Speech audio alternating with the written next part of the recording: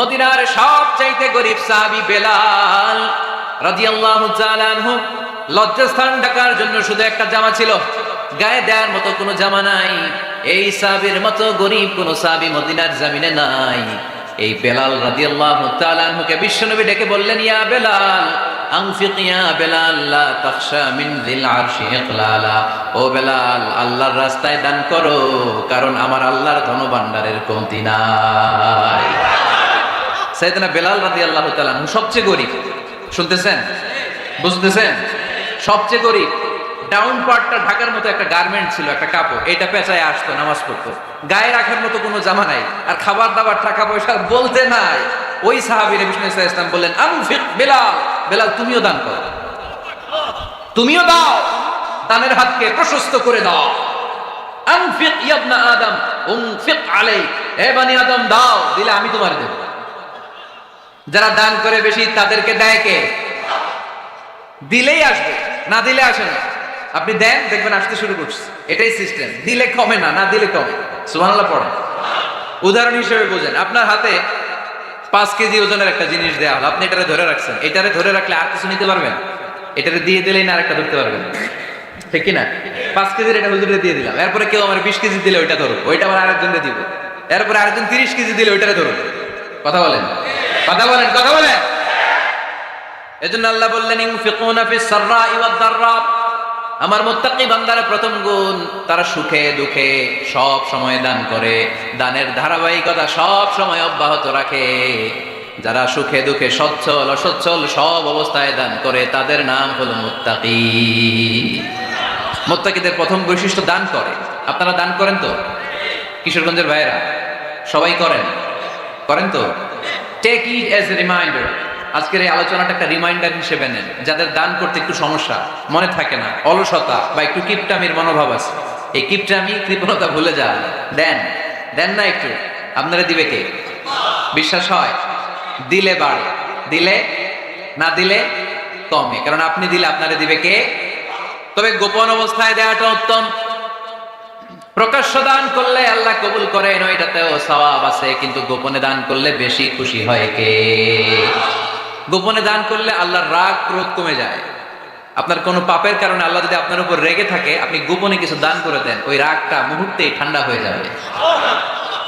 7 শ্রেণীর ব্যক্তিকে আল্লাহ তাআলা আরশের নিচে ছায়া দিবে কিয়ামতের দিন, যেদিন আকাশের সূর্যটা মাথার কাছে চলে আসবে, জমিনটা তামার জমিন হয়ে যাবে তৃষ্ণায়, মানুষের জিহ্বা বের হয়ে কুকুরের মতো নাভির সামনে ঝুলতে থাকবে।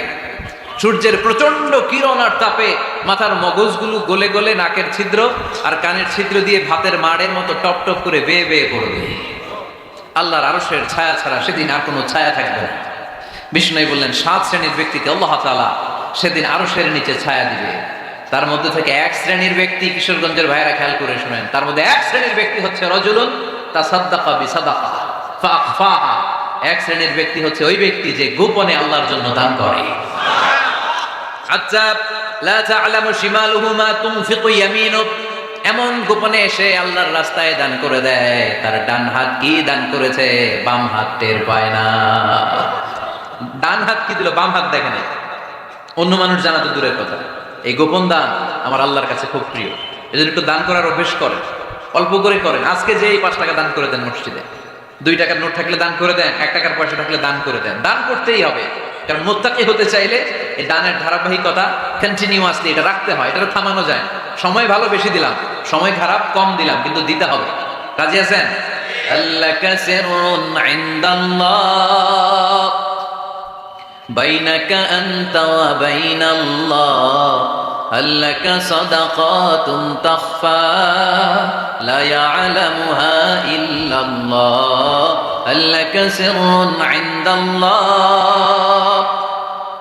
বাইনাকা আনতা ওয়া বাইনাল্লাহ, আল্লাকা সাদাকাতুন তাখফা লা ইয়ালামুহা ইল্লাল্লাহ। আল্লাকা সিররুন ইনদাল্লাহ, তোমার আর তোমার আল্লাহর মাঝে কোনো গোপন আমল আছে নাকি যেটা আল্লাহ ছাড়া কেউ জানে না? জীবনে আমাদের প্রত্যেকেরই এমন কিছু গোপন আমল, ইবাদত আর দান সদকা করা দরকার যেটা দুনিয়ার কেউ জানে না, জানে আমার রব আর জানি আমরা। এরকম দান থাকার দরকার আছে না? নেই? তোমার জীবনে এমন কোন গোপন সাদাকা আছে নাকি যেটা আল্লাহ ছাড়া কেউ দেখেনি? এই গোপন সাদাকাটা আল্লাহ খুব পছন্দ করে। এখানে মাদ্রাসা, আজকে আমার ভাই অমুক ভাই দিবেন 2 লক্ষ টাকা, বলেন মারহাবা। এটা উনি আল্লাহর জন্য দিতে পারে, মারহাবার জন্য দিতে পারে, ঠিক কিনা? কিন্তু রাতের আধারে রাস্তার পাশ দিয়ে হেঁটে যাচ্ছেন, মসজিদের দান বাক্সটা লেখা, উপরে সাইনবোর্ডে লেখা মুক্ত হস্তে আল্লাহর ঘরের জন্য দান করুন। কেউ নাই, কাক পক্ষী নাই, রাত বাজে 2টা, হঠাৎ করে পকেট থেকে 1000 টাকার বা 100 টাকার কচকচে নোটটা আপনি দান করে দিলেন। ওই দানটা 1 কোটি টাকার দানের চেয়ে বড় দান।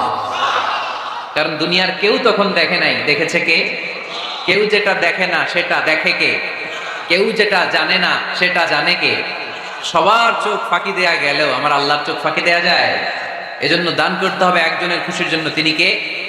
এজন্য রাব্বুল আলামিন বলেন, মাসালুল্লাযীনা ইউনফিকুনা আমওয়ালাহুম ফি সাবিলিল্লাহি কামাসালি হাব্বা আমবাতাত সাবআ সানাবিলা ফি কুল্লি সুমবুলাতিন মিআতু হাব্বা ওয়াল্লাহু ইউদাঈফু লিমান ইয়াশা ওয়াল্লাহু ওয়াসিউন আলীম। সুবহানাল্লাহ পড়েন। আল্লাহ বললেন, এই যে তোমরা আমার রাস্তায় দান করো, এটার উপমা একটা চারা বীজের মতো। এই চারা বীজ জমিনে গেড়ে দিলে সেখান থেকে 60টা শীষ গজায়, প্রতিটা শীষ থেকে 100টা করে দানা হয়, প্রতিটা শীষে জন্ম নেয় শত শস্য দানা। সুবহানাল্লাহ। চারা বীজ ছিলেন না, মাটিতে ঢুকাই দিলেন, 60টা শীষ গজাল, প্রতিটা শীষে আবার 100টা করে দানা, মোট কটা হইল? 700টা। এক চারা বীজ থেকে যেমনি 700 দানা গজায়, তেমনি 1 টাকা দান করলে এরকম 700 গুণ সওয়াব আপনার আমলনামায় ঢুকাই দিবে কে? যারা দুনিয়ার বুকে প্রকাশ্যে গোপনে দান করত, সচ্ছল আর অসচ্ছল অবস্থায় দান করত, কিয়ামতের দিন যখন তাদেরকে তাদের আমলনামা দেয়া হবে, আমলনামা দেখে বলবে, আল্লাহ এত সওয়াব দুনিয়ার বুকে আমি করি নাই, অন্য কারো আমলনামা তোমার ফেরেশতারা ভুল করে আমারে দিয়েছে। আল্লাহ এত আমলনামা তো আমি করি নাই, এত নেক কাজ করতে থেকে আসলো, এটা আমার না, তোমার ফেরেশতারা ভুল করে আরেকজনটা গছাই দিছে আমার। আল্লাহ বলবে, না, আমার ফেরেশতারা ভুল করে না। সুবহানাল্লাহ পড়েন। ফেরেশতারা কখনো ভুল করতে পারে না, এটা তোমারই আমলনামা, আমার আমলনামা, আমি তো এত সওয়াব করি নাই। আল্লাহ বললেন, তুমি যে ওই আমার খুশির জন্য দান করেছো, ওই ছোট্ট দানটাকে আমি বড় করে তোমার আমলনামায় ঢুকাই দিচ্ছি। আরো আস্তে কোন সুবহানাল্লাহ। হাদিসে এসেছে, কামা ইউরাব্বি আহাদুকুম ফুলুয়া, তোমরা যেমনি ছাগল পালো, বাছুর পালো, আল্লাহ তাআলা তোমাদের দানটাকে এরকম পেলে পুষে বড় করে। আপনারা কিশোরগঞ্জে গরু পালন কারা দেখি? মাশাআল্লাহ, সবার বাড়িতে গরু। হ্যাঁ, বাড়ি বাড়ি। আপনার বাড়িতেও আছে। তো এই যে গাভী যখন বাচ্চা দেয়, বাছুর হয়, খুশি লাগে না আপনাদের? মালিক কি করে? এটারে খাওয়ায়, খাইয়ে দাইয়ে পেলে পুষে বড় করে না, কুরবানির হাটে বিক্রির জন্য। আল্লাহ বললে, তুমি যে ওই ছোট্ট দান করেছো, তোমার এই ছোট্ট দানটা আমি ওইটারে খাইয়ে দাইয়ে পেলে পুষে বড় করে উহুদ পাহাড়ের সমান করে তোমার আমলনামায় ঢুকিয়ে দিয়েছি। এজন্য আল্লাহ বললেন, আল্লাযীনা ইউনফিকুনা ফিস সাররাই ওয়াদ দাররা, মুত্তাকিদের প্রথম গুণ সচ্ছল আর অসচ্ছল উভয় অবস্থায় আল্লাহর জন্য তারা দান করে। সুবহানাল্লাহ। তাহলে মুত্তাকিদের প্রথম গুণ, তারা কি করে? জোরে বলেন, সবাই বলেন, আবার বলেন। আপনাদের কষ্ট হচ্ছে? দোয়া করে ফেলি আমরা তো। গলার আওয়াজ এত অল্প কেন? আওয়াজ করে উত্তর দেওয়া যাবে? চিল্লায় পড়েন আল্লাহু আকবার।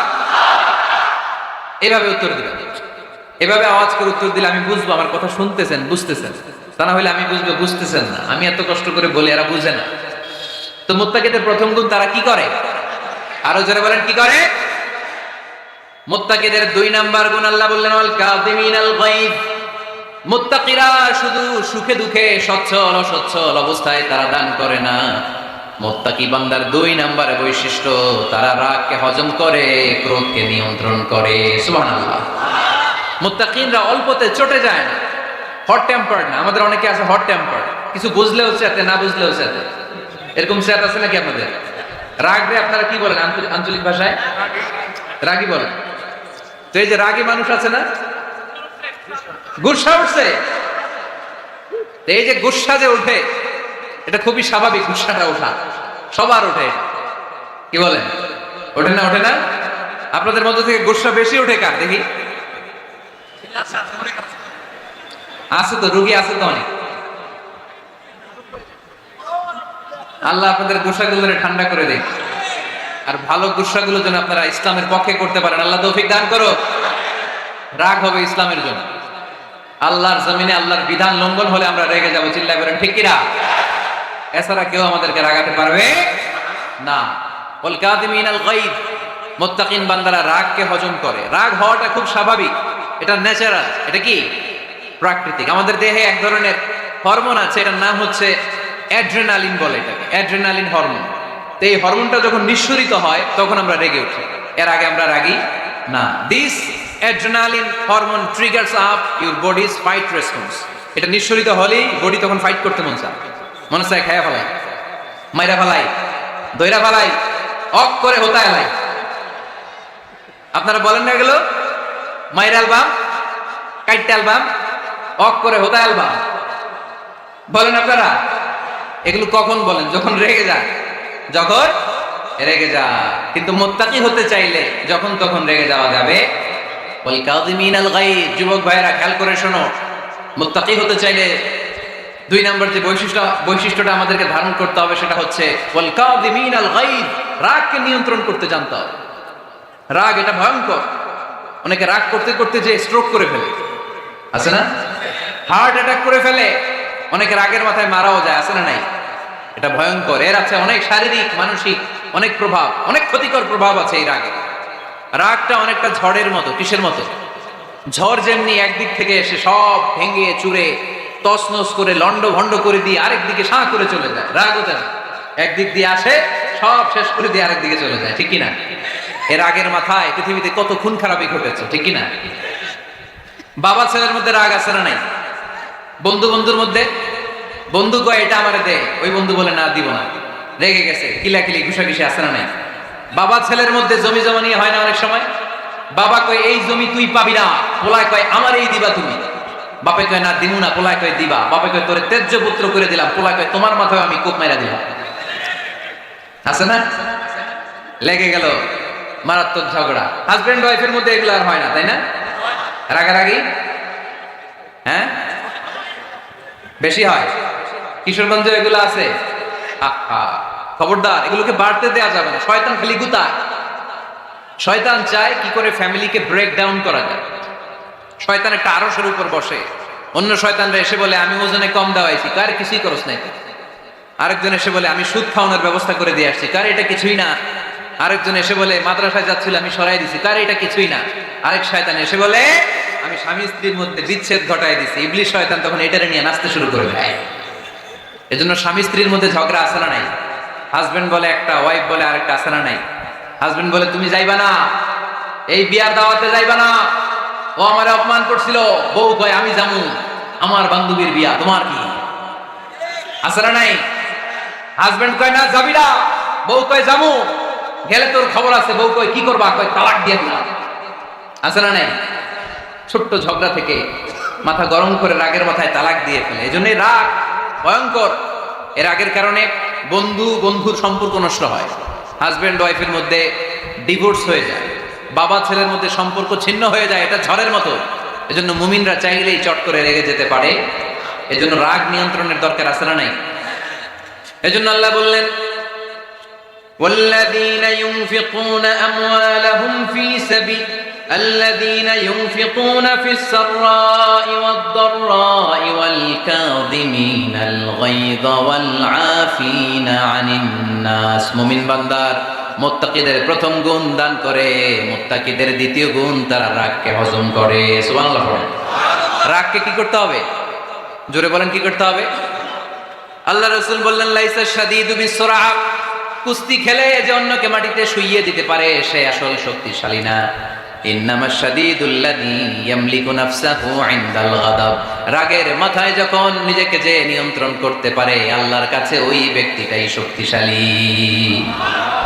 কুস্তি খেলে আরেকজনের শোয়াই দিলেন, এ শক্তিশালী না। বরং শক্তিশালী তো সে যে রাগের সময় নিজের উপর নিয়ন্ত্রণ রাখে। He can control himself in the time of anger. যখন সে রেগে যায় তখন সে নিজেকে নিয়ন্ত্রণ করতে পারে, সেই শক্তিশালী। কুস্তি খেলে আপনি হোতায় দিলেন আরেকজন, আপনি শক্তিশালী না। এজন্য রাগকে নিয়ন্ত্রণ করতে রাজি আছেন তো? এক সাহাবী এসে বললেন ইয়া রাসূলুল্লাহ আউসিনি ইয়া রাসূলুল্লাহ, ও নবী আমারে নসিহত করেন, আমারে কিছু উপদেশ দেন। বিষ্ণু নবী বললেন লা তাগদাব তুমি রেগে যেও না। সাহাবী বললেন আরেকটা উপদেশ দেন। বিশ্বনবী বললেন লা তাগদাব, রেগে যেও না। সাহাবী বললেন ও নবী আরেকটা উপদেশ দেন। বিশ্বনবী তৃতীয়বারের জন্য বললেন ও সাহাবী তুমি রেগে যেও না। লা তাগদাব, রেগে যেও না, কারণ রেগে গেলেন তো হেরে গেলেন। রেগে গেলে হেরে গেলেন। অনেকে আপনারা রাগাতে চাইবে নানা ভাবে, কিন্তু আপনি রাখবেন না। আপনার সাথে ঝগড়া করতে চাইবে, পায়ে পাড়া দিয়ে ঝগড়া করতে চায়, এরকম আছে না নাই? আপনারা রাগাতে চায়, ফুসলাতে চায়, কিন্তু মুমিনরা মুত্তাকিনরা তারা যেন তেন কোনো কারণে রেগে যায় না। তারা তাদের রাগকে হজম করে, আলহামদুলিল্লাহ পড়ে। আল্লাহ রাসূল সাল্লাল্লাহু আলাইহি ওয়াসাল্লাম কখনো রাখতেন না, কখনো না। ওনার উপর অনেক অত্যাচার হয়েছে, উনি রাগেন নাই, উনি ক্ষমা করে দিয়েছেন। কি করেছেন? আল্লাহ রাসূল সাল্লাল্লাহু আলাইহি ওয়াসাল্লাম যখন মক্কায় নামাজ পড়তেন, আল্লাহ রাসূল সাল্লাল্লাহু আলাইহি ওয়াসাল্লাম যখন রুকুতে যেতেন, সিজদায় যেতেন, পিঠের উপরে পচা উটের নাড়ি ভুঁড়ি চাপিয়ে দেয়া হতো। আল্লাহ রাসূল কখনো রেগেছেন? কথা বলেন। তায়েফের ময়দানে দাওয়াত দিতে গেলেন, পাথর মারা হলো, তিনি রেগেছেন? বাড়ি থেকে বের করে দেয়া হলো, বাধ্য হয়ে মক্কা থেকে মদিনায় হিজরতে গেলেন। মক্কার দিকে তাকিয়ে তাকিয়ে চোখের পানি ছাড়লেন আর বললেন মক্কা তু আহাব্বুল বিলাদ ইলাইয়া, আমার কাছে সবচেয়ে প্রিয় শহর মক্কা শহর। লাউলা উখরিজতু লামা খারাজতু, আমার যদি বের করে দেয়া না হতো মক্কা থেকে জীবনে কোনোদিন আমি বের হতাম না। তারপরেও বিশ্বনবী রাগেন নাই। ব্ল্যাক ম্যাজিক করে 6 মাস বিশ্বনবীকে অসুস্থ করে রাখা হয়েছে, তিনি রাগেন নাই। আল্লাহ রাসূল সাল্লাল্লাহু আলাইহি ওয়াসাল্লাম একবার উটের উপর চড়ছিলেন। ইন দ্য মিন টাইম এক বেদুইন এসে বিশ্বনবীর গায়ের চাদর ধরে টান দিলেন। হাদিসের বর্ণনাকারী সাইয়েদনা আনাস রাদিয়াল্লাহু তাআলা উনি বলেন কুনতু আমশি মা রাসূলিল্লাহ, আমি একবার রাসূল সাল্লাল্লাহু আলাইহি ওয়াসাল্লামের সাথে হাঁটছিলাম। ওয়া আলাইহি বুরদুন নাজরানি গলিদুল হাশিয়া, আর রাসূল সাল্লাল্লাহু আলাইহি ওয়াসাল্লামের গায়ে ছিল চাদর। কি ছিল? আপনারা আজকে চাদর গায়ে দিয়ে আসছেন? কেউ আসছেন? অনেকে। এই যে আমরা চাদর গায়ে দেই, আমাদের চাদরের এই পাশে মাঝে মাঝে কিছু ডিজাইন করা থাকে না? নাজরান দেশ থেকে নিয়ে আসা বিশ্বনবীর ওই চাদরের এইখানে খসখসে ডিজাইন ছিল। তো আল্লাহ রাসূল যখন চাদর গায়ে দেয়া, ওই বেদুইন যখন চাদর টান দিয়েছে, ওই খসখসে ডিজাইন আল্লাহ রাসূল সাল্লাল্লাহু আলাইহি ওয়াসাল্লামের ঘাড়ের চামড়া ছিঁড়ে ফেলেছে। আসছিল ভিক্ষা করতে, বেদুইন আসছে কি করতে? ভিক্ষা চাওয়ার স্টাইল দেখেন, ভিক্ষা চাওয়ার স্টাইল দেখছেন? আল্লাহ রাসূল সাল্লাল্লাহু আলাইহি ওয়াসাল্লামের চাদর ধরে এমন টান মেরেছে, ওই খসখসে চাদরের দাগ বিষ্ণু সাল্লাল্লাহু আলাইহি ওয়াসাল্লাম ঘাড়ের মধ্যে বসে ঘাড়ের চামড়া ছিঁড়ে গিয়েছে। বিষ্ণু প্রচন্ড ব্যথা পেয়েছেন, কিন্তু কিছুই বলেন নাই। ফালতাফাতা ইলাইহি রাসূলুল্লাহ, আল্লাহ রাসূল তার দিকে তাকালেন, তাকিয়ে সুম্মা দাহিক, ছোট্ট একটা মুচকি হাসি দিলেন। মুচকি হাসি দিলেন। ভিক্ষা করতে আসছে, চাদর ধরে টান মেরে ঘাড়ের চামড়া ছিঁড়ে ফেলছে, আর বলতে শুরু করছে ইয়া মুহাম্মদ মুরলি মিন মালিল্লাহ, আল্লাহর যে সম্পদ আছে বাইতুল মালের সম্পদ থেকে আমার কিছু দাও, আমার কিছু নাই। আল্লাহ রাসূল সাল্লাল্লাহু আলাইহি ওয়াসাল্লাম ফাদাহিক, একটা মুচকি হাসি দিলেন, দিয়ে সে যা চেয়েছে তার হাতে সেটা উঠিয়ে দিলেন। চিল্লায় পড়েন সুবহান। তার মানে আমার নবী সহজে রাখতেন না। ওনার গায়ের উপর, দেহের উপর অত্যাচার করা হলে বিষ্ণু সাল্লাল্লাহু আলাইহি ওয়াসাল্লাম কখনো রাগেন নাই। মারা হয়েছে, পাথর মেরে রক্তাক্ত করা হয়েছে, পিটানো হয়েছে, আল্লাহ রাসূল সাল্লাল্লাহু আলাইহি ওয়াসাল্লাম কখনো রাগেন নাই।